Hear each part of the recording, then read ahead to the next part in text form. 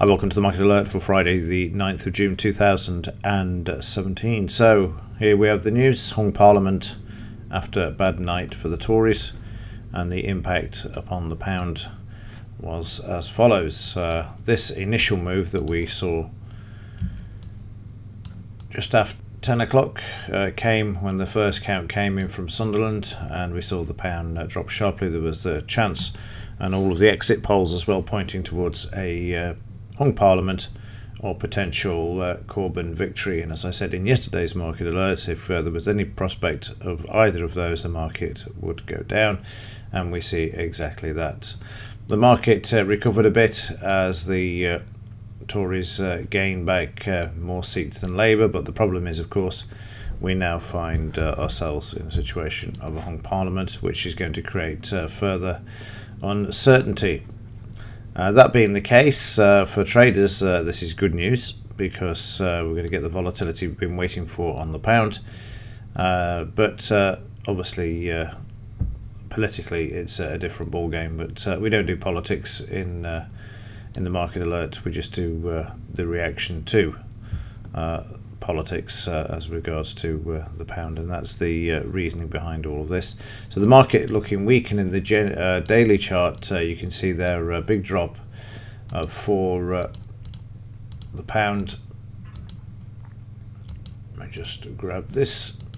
I just wanted to try and find some sort of support. The next support for the pound is really down here. We will have some sort of support in this area as well, so that's where you're looking for the bigger picture on the pound to pull back to. At the moment it's in a bit of no man's land and could move a bit lower to 126, 125, 279 as well, and then ultimately this is where the market took off, just in this bar here back in April, and then you can see the market's given back a fair bit on the overnight. And then there you've got 125 is where the support will be, where the buying came into this market, which you'll see here, moving the market higher back in April. The Dow yesterday and overnight, let's have a look, fairly quiet, waiting for the, well, the market was watching the Comey testimony from the US as we were voting over here. As I said, be careful, paper trade it, winning trade to start with, two losers. But again, you can see how sideways the market was until prices broke to the upside there, then found some selling. You can see the increase in volume there, market making its way back down. Then the news came out about Comey and Trump and whatever, I can't remember what it was. No much point taking any notice, we just want to see the market's reaction, and then we see prices move lower and then bounce back before the close there. You will also see that the Dow has actually gapped lower as well on the overnight in response to the UK's election outcome with the Hung Parliament. So the market down 50 points there, but then managing to make its way back during most of the overnight session there. So not taken into account, and I said before, bad news is good news. And in the daily Dow you can see the market moving back to the highs as well. And yesterday the market putting in another all-time high in the Dow as well.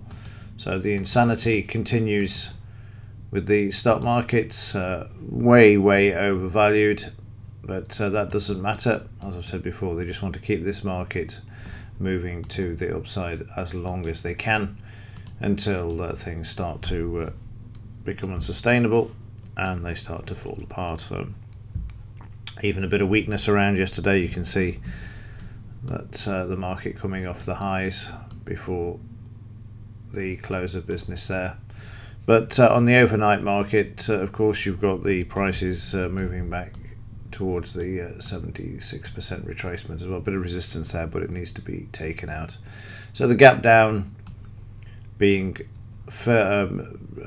retraced and moving back to the upside there. News wise today, what else have we got? I mean, we're heading towards the FOMC meeting now, which is going to be next Wednesday. Let's have a look. 9:30 trade balance. Well, the market's not going to take any notice of that for today. Probably not the manufacturing figures either.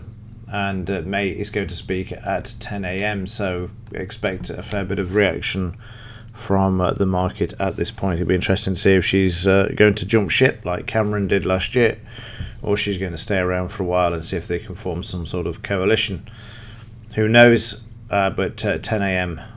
Be aware that this is likely. That she's going to speak. And let's have a look at the implied volatility, and we'll really call it a day there, because you can see exactly what's going on. There's no point in waffling on. We'll just have a look at the implied volatility and then see.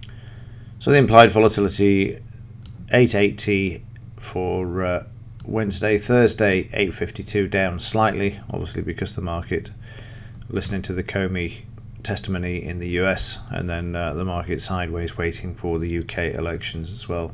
So this hasn't been factored in. I would expect this to move up slightly during today's session, but at least with this uncertainty, it's brought a bit of volatility to the market for today.